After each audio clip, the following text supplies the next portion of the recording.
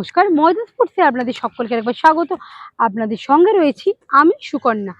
Argentina ও মিশরের বিরুদ্ধে ম্যাচে আর্জেন্টিনার তৃতীয় গোল নিয়ে উঠেছে বিতর্কের ঝড়। এই নিয়ে কথা বলতে আজকে আমরা হাজির হয়েছি প্রাক্তন ফিফা রেফারি গোপীনাথ পাইন ও বিপ্লব পোদ্দারের কাছে। এই সব কিছু দেখে নিতেই আমরা চোখ রাখবো ফুটবলের বিগ ফাইটে।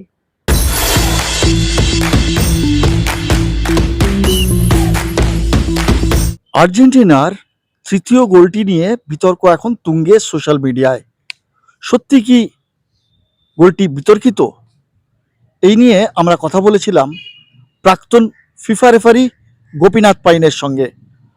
গোপীনাথ দা, আপনাকে স্বাগত ময়দান স্পোর্টসে।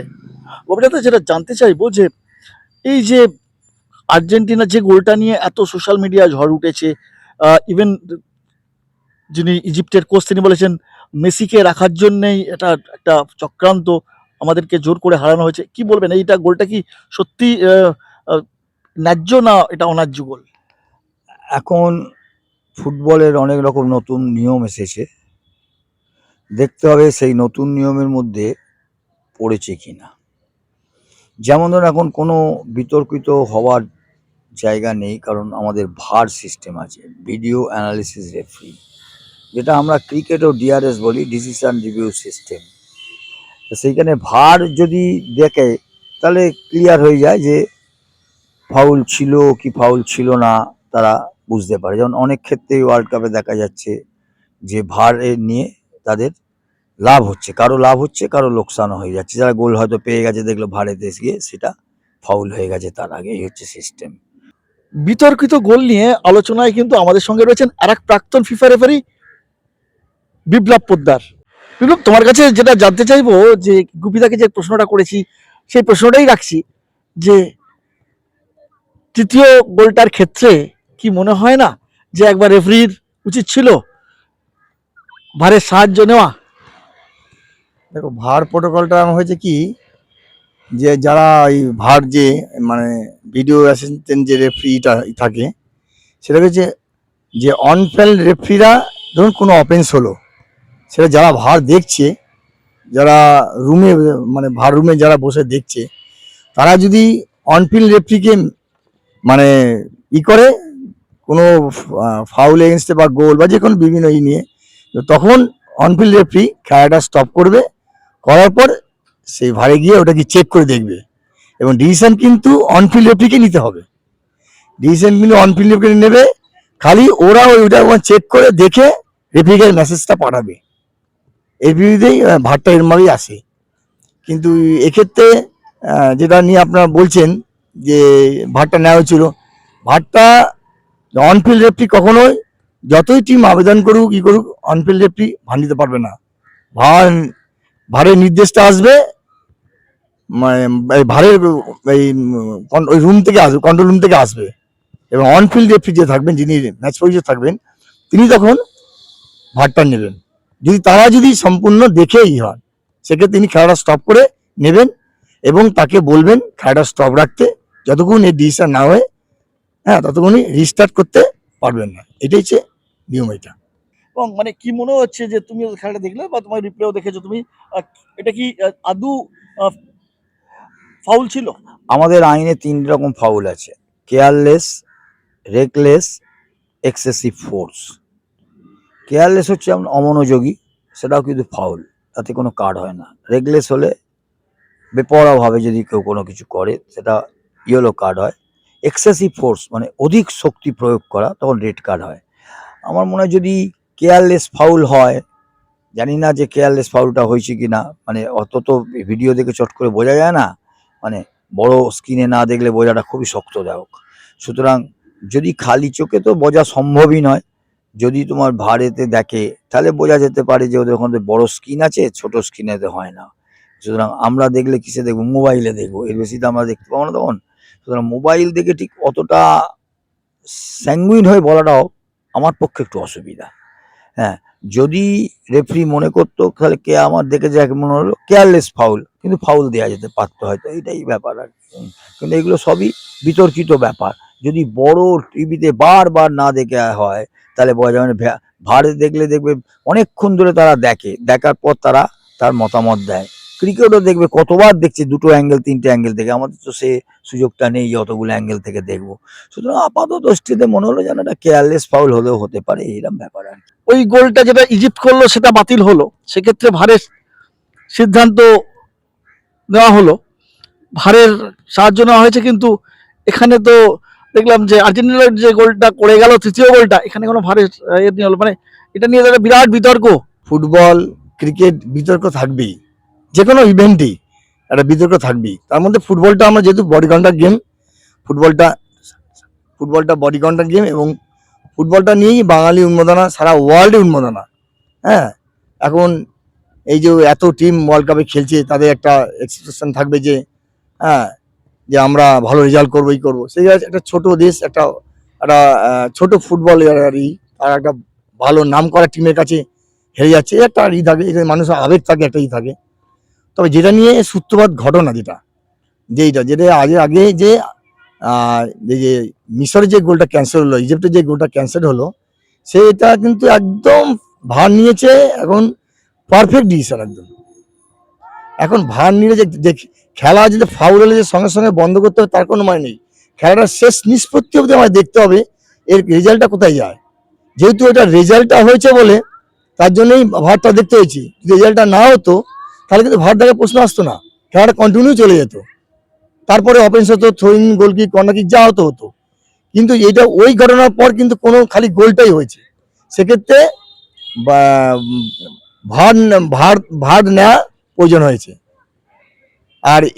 আর প্রথম যে মানে আর্জেন্টিনার যে গোলটা খেলো, যেটা যে তখন ইজিপ্ট 2 গোলে লিড করতো, গোলটা ক্যান্সেল হলো, এই দুটো কিন্তু একই রকম ইসের মধ্যে হয়েছে, মানে দুটোই গোল হয়েছে।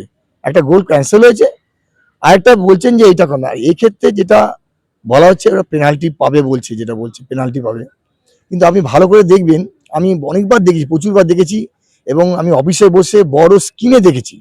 দেখে আমার যা মনে হয়েছে, এবং আমি বলছি বল কিন্তু অ্যাটাকারের কন্ট্রোলে ছিল না। অ্যাটাকার বলের কিন্তু আগে চলে গেছে, বল পিছনে। যখন আর্জেন্টিনার প্লেয়ার বলটা ট্যাকেল করে তখন ফেয়ার ট্যাকেল ছিল, বলটা তার পায়ে লেগে বলটা কিন্তু ডিসপ্লেস হয়ে গেছিল। তারপরে যেহেতু বডি ব্যালেন্সের জন্য এই অপোনেন্টের মানে ইজিপ্টের অ্যাটাকার সামনের দিকে চলে আসছিল, এ তখন পাটা কন্ট্রোল করতে সামনের দিকে যাওয়ার জন্য, বলটা খেলার জন্য তার পায়ে একটা স্লাইডলি কন্ট্যাক্ট হয়ে লেগেছিল। আমাদের দেখতে হয় প্রথমে কন্ট্যাক্টটা কিন্তু কি ও ইচ্ছাকৃত ডেলিভারিলি কন্ট্যাক্ট করেছে, না প্রিভেন্ট করেছে, না অবস্ট্রাকশন করেছে, না ওকে বাধা দিয়েছে, এগুলো সব ক্রাইটেরিয়া দেখতে হবে। সেক্ষেত্রে আমি যা খুব ভালোভাবে দেখেছি, আমার মনে হয় কি আমি কনফিডেন্স যে ওইটা কোনো ফাউলই নয়। এই জন্য ভারত থেকে কোনো রকম মেসেজ আসেনি যে রেফারি খেলাটা বন্ধ করো, তুমি ভারটা চেক করো, অনফিল্ড এটা চেক করো। এটা রেফারি যে অনফিল্ড রেফারি তাদের কাছে কোনো রকম নির্দেশ আসেনি। নির্দেশ না এলে সে তো খেলা বন্ধ করতে পারবে না। পর্তুগাল ছিটকে গেছে, ব্রাজিল ছিটকে গেছে, আর্জেন্টিনা ছিটকে গেলেও আর দর্শক হবে না। সেই জন্য ফিফা এটা জোর করে ইজিপ্টকেও ছিটকে দিল আর্জেন্টিনাকে রাখার জন্য টুর্নামেন্টে। তোমার কি মনে হয় যে এটা এই কথা এটা তোমাকে রাস্তাঘাটে শুনতে হচ্ছে এখন যে আর্জেন্টিনাকে রাখার জন্যই আজকে এইরকম করতে হয়েছে? হ্যাঁ, সে তো ট্রেনে, অফিসে, রাস্তাঘাটে শুনতে হচ্ছে যে আপনাদের রেফারি এরকম, যে এইরকম, কিন্তু নানান ধরনের কথা কমেন্টস আসছে, ব্যাড কমেন্টসগুলো শুনতে হচ্ছে। কিন্তু অ্যাকচুয়ালি এখানে রেফারির কোনো পার্ট নেই। যে ম্যানিপুলেটেড নানা রকম যে কথাবার্তা বলা হয়, আমি কোনোদিন বিশ্বাস করি না, বা এরকম হয় আমি জানি না। আমার জীবনে কোনো ঘটনা নেই, আমি অন্য কেউ করেছে বলে আমার মনে হয় না, আমি এই ব্যাপারে একদমই নেই। কিন্তু এই ঘটনার সঙ্গে একটা আবেগ, একটা আর্জেন্টিনা বড় দল, সেই জায়গায় ইজিপ্ট হচ্ছে ছোট দল। সেক্ষেত্রে যেমন আমাদের ইস্টবেঙ্গল যদি এখন ঘরের মাঠে যদি কালীঘাটের এগেনস্টে যদি একটা একমাত্র পেনাল্টিতে যেতে, সেটা নিয়ে কলকাতা ময়দান উত্তাল হয়ে যায়, কোচরা বড় বিবৃতি দেয়, কর্মকর্তারাও বলে যে রেফারিরা পারচেস হয়ে গেছে, এরকম নানা রকম বলে। কিন্তু টোটাল জন্য টেকনিক্যাল লোক যদি ওই ভিডিওটা দেখে, তখন তারা বলে যে হ্যাঁ, এটা পেনাল্টি ছিল, এবং আইএফও এটাকে টেকনিক্যাল কমিটি বসিয়ে সেটাকে সলিউশন বের করে, সলিউশনে রেফারিদের ফেভারেও যায়, রেফারি ঠিক কারেক্ট করেছে। কিন্তু এটা সোশ্যাল মিডিয়া কে ভাইরাল করবে? যে করার নেই, যেহেতু রেফারি, অর্থাৎ রেফারি সবচেয়ে সংখ্যায় কম 4 জন, আর সারা ওয়ার্ল্ড যেখানে কোটি কোটি লাখ লাখ সাপোর্টার, রেফারি কজন আছে সাপোর্টার? এদিক দিয়ে দেখতে গেলে আমি তো মনে করি যে এইসব ধরনের টাফ ম্যাচ, হাডাহাডি ম্যাচে রেফারির পাশে থাকা উচিত। রেফারির থেকে মন থেকে একটা চিন্তা ভাবনা করে বলা উচিত যে আমি কি বলছি। আমি একটা ওয়ার্ল্ড ক্লাসের খেলা, একটা ওয়ার্ল্ড কাপ হচ্ছে, ওয়ার্ল্ড রেফারি খেলাচ্ছে, ওয়ার্ল্ড কাপ রেফারি খেলাচ্ছেন, যে যিনি 4 বছর পরিশ্রম করে স্টেজ বাই স্টেজ পরিশ্রম করে ওই জায়গাটা আসেন, তার সম্বন্ধে এরকম মানে কথা বলাটাও আমার মনে হয় বিতর্কিত কথাবার্তা বলা, ঠিক বলা না। পাশে থাকলে অনেক সলিউশন বেরোয়। এই যে মানে ভারের সাহায্য নেওয়া হচ্ছে, সবকিছুই হচ্ছে, কিন্তু যেটা আমরা মানে দৃষ্টিকটু লাগছে যে আফটার দ্য ম্যাচ ইজিপ্টের কোচ তিনি সাংবাদিক সম্মেলনে বলেছেন যে ফিফা এবং একটা বড় টিমকে বিশ্বকাপে, কারণ অলরেডি ব্রাজিল ছিটকে গেছে, অলরেডি পর্তুগাল ছিটকে গেছে, যদি এই ম্যাচটা আর্জেন্টিনা হেরে যেত আর্জেন্টিনাও ছিটকে যেত, সেই জন্য আর্জেন্টিনাকে বাঁচিয়ে রাখা মানে মেসিকে নিয়ে, মেসি থাকা মানে প্রচুর মানুষ মাঠে খেলা দেখতে আসবে, সুতরাং সেই জন্য মানে এই চাপেতেই রেফারি হয়তো ভারের সিদ্ধান্ত নেয়নি। তারা বলছেন আমাদের চক্রান্ত করে হারিয়ে দেওয়া হয়েছে। এই ব্যাপারটা আমি কোনো উত্তর দিতে পারবো না, কারণ এটা আমার এখতিয়ারের মধ্যে পড়ে না। কারণ আমরা নিজেরাও বলতে পারবো না, কারণ আমরা ছোটোখাটো রেফারি ছিলাম, রেফারিং করেছি একটু আধটু, যেটুকু বলতে পারেন। অত বড় ভোল্টেজ ম্যাচ তো আমরা করাইনি, মানে ওয়ার্ল্ড কাপ। সুতরাং সমস্ত খেলাতেই চাপ থাকে, সেটা কোনো কথা নয়। কিন্তু রেফারি যে তোমার ইচ্ছাকৃতভাবে করেছে বা দেয়নি, সেটা আমার পক্ষে বলা সম্ভব নয়। তুমি কলকাতা রেফারিরা তো যদি এইসব ম্যাচ করতো মনে হয় তাহলে তো হ্যাঁ এত গন্ডগোল হতো না। কলকাতা রেফারিরা তো এইরকম ভুল হামেশাই করে থাকে। কলকাতা রেফারিদেরকে তো না না একজন ফিফা রেফারি, প্রাক্তন ফিফা রেফারি। না না, এইভাবে কম্পেয়ার করা ঠিক না। উনি ওয়ার্ল্ড ক্লাস রেফারি এবং ওয়ার্ল্ডের মানে এই ধরনের ম্যাচ পরিচালনা করছেন, মানে বিশাল ব্যাপার ওনার কাছে। আমরা সব নগণ্য শিক্ষার্থী সব ওনার কাছে। আর ইন্ডিয়ান বলুন আর কলকাতা লিগে বলুন, এখন তো ভার চালুই হয়নি। হ্যাঁ, ভার সিস্টেমটা আসেনি। ভার সিস্টেমটা আনা উচিত। ভার সিস্টেমটা আনলে আরও ভালো হবে, রেফারিদের আরও ডেভেলপমেন্ট বাড়বে, রেফারিরা পারফেক্ট ডিসিশনটা দিতে পারবে। কারণ এটা ভারের সম্বন্ধে সঠিক সিদ্ধান্ত দেওয়া গেল। আর এই সমস্যা যদি আমাদের যে ক্যালকাটা যদি এরকম ভার সিস্টেম করা যায়, কত বেটার হয় বলুন তো রেফারিদের পক্ষে। এবং সমস্ত স্পেক্টেটার্স বলুন, কর্মকর্তা বলুন, টিম ম্যানেজার, মিডিয়া ফিডিয়া সবার কাছে ক্লিয়ার হয়ে যাবে যে ওইটা সঠিক। কারণ ভার যা ডিসিশন দেয় সেটা একদম 100% পারফেক্ট। এই জন্যই তো ভার আনা হয়েছে, প্রচুর টাকা খরচা করে সে ভার সিস্টেমটা চালু করা হয়েছে।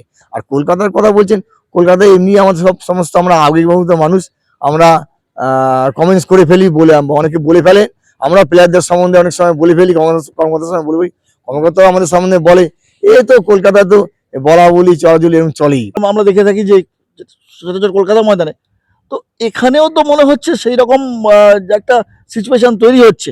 তো কি মনে হচ্ছে যে এখানেও কি ছোট টিম বড় টিম একটা ওই এর জন্যও কিছু রেফারিরা কিছু চাপে থাকছে? এই যে বললাম, আমি আবার বলছি যে এটা আমার পক্ষে বলা সম্ভব নয়। কারণ বড় টিমও খেলবে, ছোট টিমও খেলবে। কোনো রেফারি আমার মনে হয় না ইচ্ছাকৃতভাবে কোনো বড় টিমকে দেখে তার কি লাভ? তার কোনো লাভ নেই। ভুল হয়তো সে করতে পারে, কিন্তু লাভ তার কিছু নেই যে বড় টিমকে সে দেখতে যাবে। তার কি লাভ হবে? সে একটা অন্য কান্ট্রির লোক এসে খেলাচ্ছে, নিউট্রাল কান্ট্রির। সুতরাং আমার মনে হয় এই কথাটার মধ্যে আমি নেই যে রেফারি বড় টিমকে দেখবে বলে আমি বিশ্বাস করি না। আবার হয়তো কোনো একটা বিতর্কিত কিছু হলে রেফারিদেরকেই দিকে আঙুল উঠবে। সব থেকে সোজা তো, সব থেকে সোজা রেফারির উপর দিয়ে আঙ্গুলটা করে দিয়ে সমস্ত জায়গা থেকে বাঁচা যায়। ক্লাব কর্মকর্তা প্রচুর টাকা খরচা করে টিম করেন, স্পন্সরকে বলতে পারবেন যে রেফারির জন্য আমার টিম হেরে গেল, এবং আইএফএ বা অল ইন্ডিয়া আইএফএ দায় দিতে পারবেন যে রেফারির জন্য আমরা হেরে গেলাম।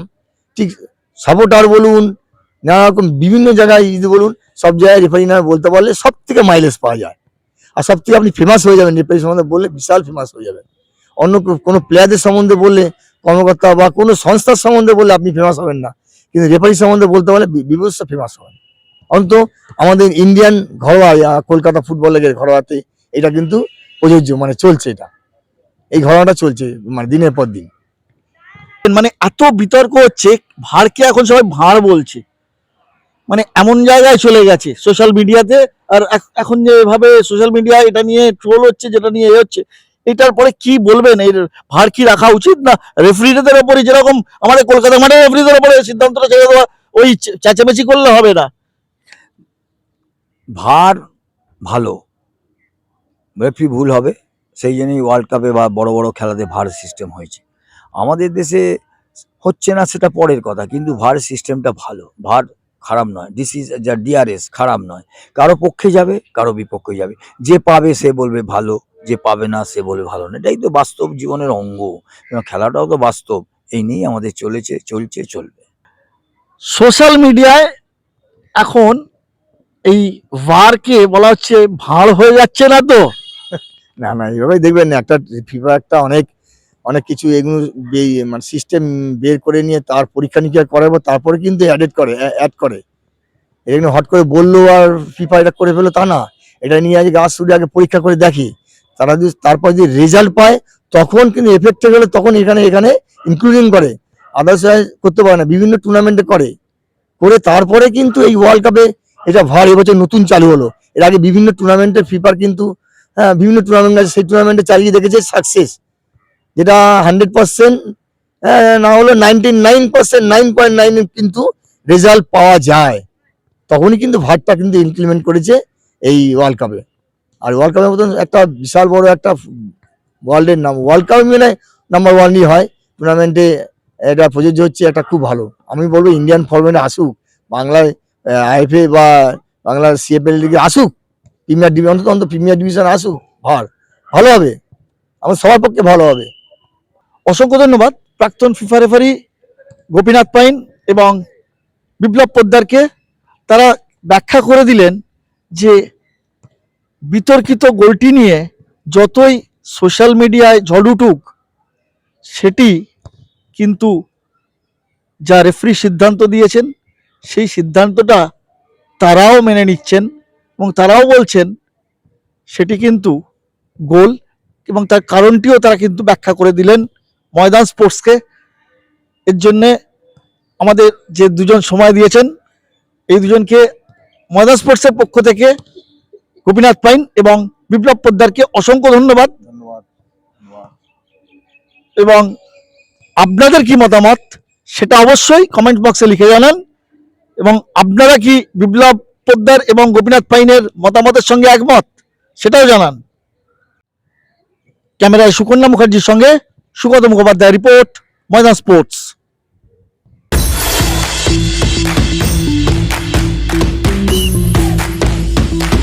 পালিত হলো প্রাক্তন ভারতীয় অধিনায়ক ও সিএবি সভাপতি সৌরভ গঙ্গোপাধ্যায়ের জন্মদিন। এই সব কিছু দেখে নিতেই আমরা চোখ রাখবো ফ্রি হিটে।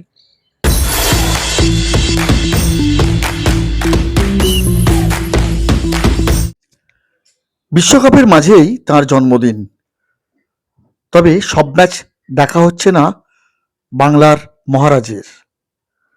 জন্মদিনটাও কাটালেন সারাদিন কিন্তু কেক কেটে আর শুভেচ্ছা অভিনন্দনের বন্যায় ভাসলেন তিনি। একদিকে তিনি সিএবি সভাপতি, অন্যদিকে প্রাক্তন ভারতীয় অধিনায়ক, তাই স্বভাবতই মহারাজের এই জন্মদিন সেলিব্রেশন হলো সর্বত্র, বেহালার বীরেন রায় রোড থেকে সিএবি। আর সেখানেই যেন সৌরভ একের পর এক কেক কেটে গেলেন আর জানিয়ে দিলেন মেসির গোলটাও তিনি কিন্তু দেখেছেন। আর বড় প্লেয়াররা একটা সুযোগ পেলেই তা কাজে লাগান, আর মেসির দল 2 গোলে পিছিয়ে পড়েও কিভাবে 3 গোলে জিতলো, কি বলছেন এই নিয়ে সৌরভ? আমি দেখেছি যখন 2-1 ছিল অ্যাকচুয়ালি, তখন আমি বসে খেলা দেখছিলাম, তখন রাত 10টা বাজে, ওদিকে ইন্ডিয়ারও খেলা দেখছি, এদিকে আর্জেন্টিনারও খেলা দেখছি। মেসির পায়ে যখন একটা বল পড়ে, 2টো প্লেয়ার ছিল, আমি আমার পাশে 4-5 জন দেখছিলাম, আমি গোল, আমি এমনি বলেছি গোল। বড় প্লেয়ারকে সুযোগ দিলে এরকম তো বহু ম্যাচেই হয়ে থাকে, পিছিয়ে থেকেও টিম এগোয়, ভালো টিমরা এইভাবেই এগোয় ওয়ার্ল্ড কাপে। সব ম্যাচ তো আর মধুর হবে না, সব ম্যাচও 1 সাইডেড হবে না, কম্পিটিশন থাকবে, হারবে জিতবে, পিছিয়ে থাকবে, সেখান থেকে এগোবে, এইভাবেই বড় টুর্নামেন্টস হয়। আগামী বছর রিলিজ হবে তার বায়োপিক। তবে বায়োপিক নিয়েও বেশ আশাবাদী বাংলার মহারাজ। ব্যুরো রিপোর্ট, ময়দান স্পোর্টস।